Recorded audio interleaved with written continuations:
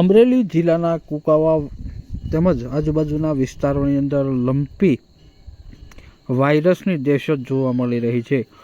Lumpy વાયરસને લઈને હાલ રસીકરણ કાર્યક્રમ શરૂ કરવામાં આવ્યો છે. ગાય વર્ગના જે પશુઓ છે તેમાં લંપી વાયરસ જોવા મળતો હોય છે, જેથી અમરેલી પશુપાલન વિભાગ દ્વારા હાલ રસીકરણ કરવામાં આવી રહ્યું છે. અને સાથે જ પોલિટેકનિકલ વેટેનરી કોલેજના ડૉક્ટર બદાણીએ મહત્વના સૂચનો પણ જણાવ્યા છે. નમસ્કાર પશુપાલક મિત્રો, હું ડૉક્ટર કે.એમ. બદાણી,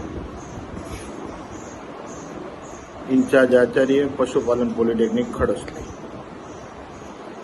આજે પશુપાલક મિત્રો અને ખેડૂત મિત્રોને હું ખાસ એક એવા લંપી રોગ જે ગૌવંશના પ્રાણીઓમાં ફેલાય છે એના વિશે બહુ અગત્યની વાત કરવા જઈ રહ્યો છું. રોગ કઈ રીતે થાય, કયા પ્રકારના વિષાણુથી ફેલાય છે, કઈ રીતે ફેલાય, એને અટકાવવા માટે આપણે શું પગલાં લઈશું, અને રોગ ફેલાય એના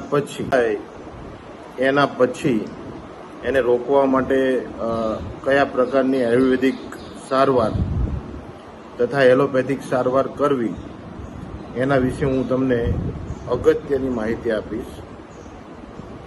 સૌપ્રથમ તો લંપી વાયરસ, લંપી રોગ વિશે વાત કરીએ, જે ગૌવંશના પ્રાણીઓમાં ગયા વર્ષે પણ ફેલાયેલો હતો અને આ વર્ષે પણ ફેલાયેલ છે.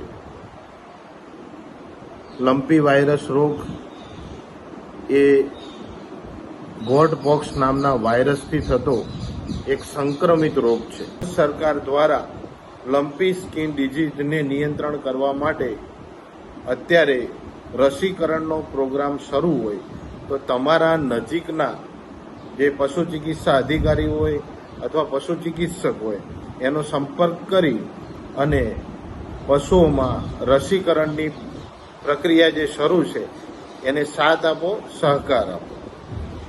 વાત કરીએ રોગની સારવારની, તો સામાન્ય રીતે લંપી સ્કિન રોગ એ 2 થી 7 દિવસમાં એની જાતે જ મટી જતો હોય છે. પરંતુ લંપી રોગ થયા પછી, જે પશુને લંપી રોગ થાય એના પછી 15 થી 20 દિવસ સુધી દૂધ ઉત્પાદન ક્ષમતા વધતી નથી. તો ઉપરોક્ત પશુઓને માત્ર તાવ અને દુખાવા માટેના ઇન્જેક્શન અથવા તાવ અને દુખાવા માટેની જે દવાઓ ઉપલબ્ધ છે એ આપો.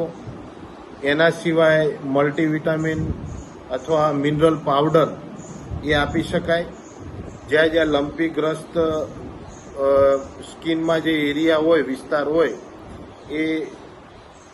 એને બીટાડીન દ્વારા રોગનું નિરાકરણ જેટલું જરૂરી છે એટલું રોગનું નિયંત્રણ પણ જરૂરી છે.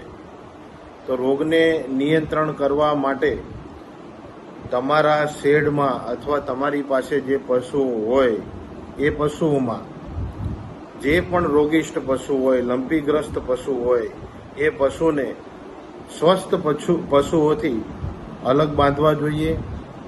તથા તમારી ગૌશાળા, તમારી પાંજરાપોળ અથવા તમારા ઘરે જે પશુઓ રાખેલ હોય એ ઉપરોક્ત પશુઓ માટે ઉપયોગમાં લેવાયેલ વાસણો, ઉપયોગમાં લેવાયેલ સાધનો, જેને 2% ફિનોલ દ્રાવણ અથવા 2% બ્લીચિંગ પાવડરના દ્રાવણથી